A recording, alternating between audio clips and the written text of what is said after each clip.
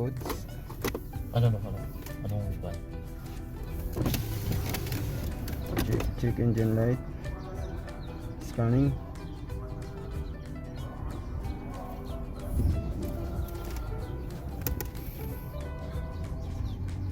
Huh, 9 food pounds. Bakit dumami, boy?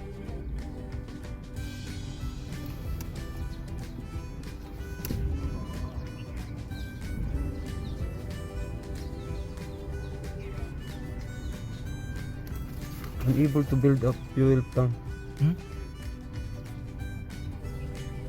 GR 2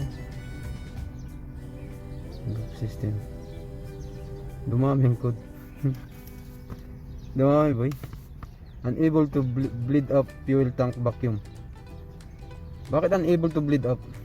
Ano yun? Barado yung ano. Yung fuel tank? Ano yun? Vacuum.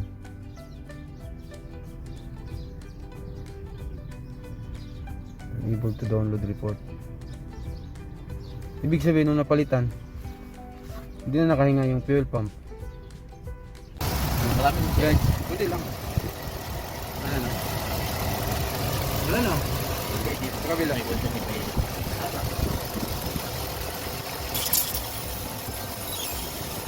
Yun pala.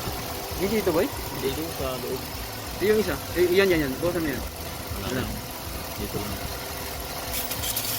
Yun. Nandun yung leak. Okay guys, nakita namin yung sakit. At tuwang-tuwa na si paring Benjamin. Ngayon, naglalaro na ng tubig, oh. Ayun, narinig nyo? Dali na siya. Ngayon, ididikit namin ng gagawa namin ng paraan. Ano ba yung dikit natin, boy? Ano ba yun? Bumili kami ng sealant. Ito ay pang gasket. Tanggalin mo natin yung tubig niya. Anong tubig? Yung doon, kasi yung nagkaroon ng tubig pa. Hindi na, ay pupunasan ko na lang ngayon. Bango mo, boy. Kung ba ko, boy? Ayos na, boy. Yata, ah. So bigyan ko na lang kayo ng update. Ayan na guys, nadikitan ko na. Natapalan ko na pala. Ganyan ang itsura niya. Medyo pangit pero baka try lang. Saka na lang kami bibili ng parts. Pagka okay na. Itong ginamit ko guys, isang silicone sealant na meron siyang 350 degrees na makasurvive sa init ng makina.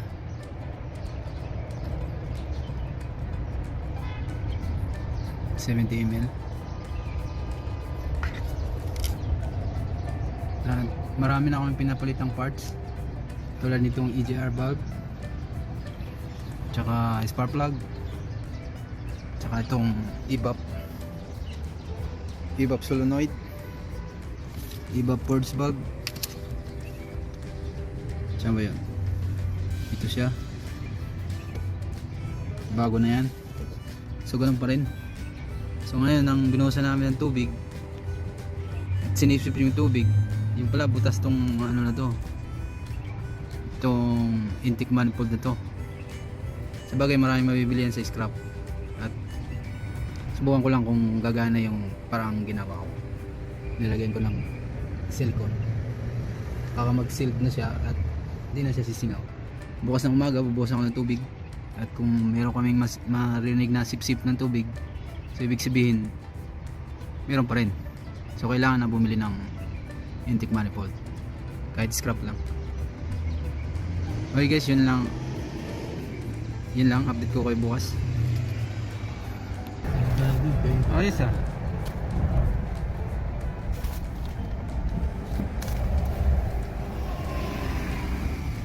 Hindi ko kaya ito ilagay dito sakit. Sabi saan?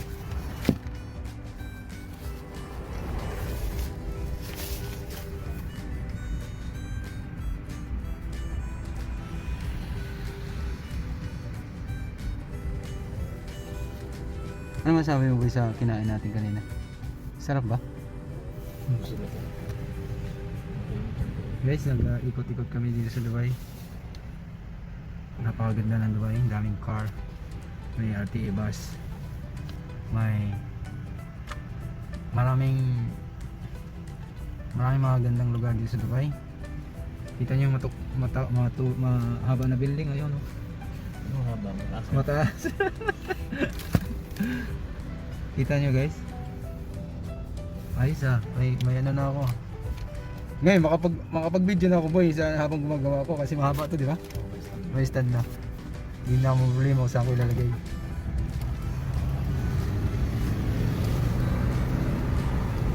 Sige, dyan.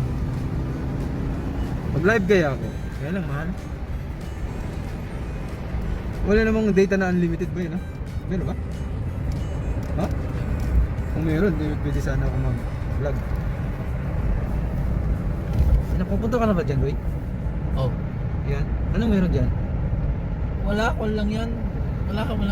Walang pan dyan, yung mga lumang pan lang sa loob kasi may mga parang Antique? hindi antique pa. Parang studio pa yun o yung auditorium ano doon. Basta may tawag yun.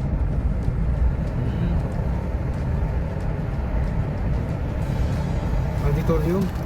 Ano? Museum? Oh, museum. Yung lumang mga yung Papanahon ni Kupong-Kupong. yung parang sinauna. Yung history. Hmm. Basa mo doon.